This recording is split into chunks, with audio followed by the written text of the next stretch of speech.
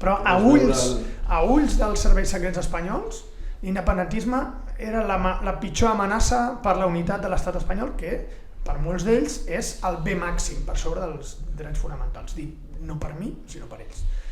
Per tant, per tu potser l'element central i el que està a dalt de la piràmide de Maslow per tu és la vida humana, no?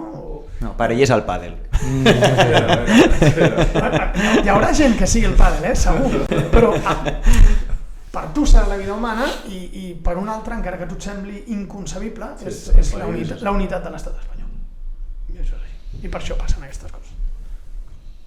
Clar, hi ha prioritats, no? Cada ésser té la seva prioritat màxima, és a dir, jo què sé, un és el seu gat, l'altre és el seu peix i l'altre és... El tenis.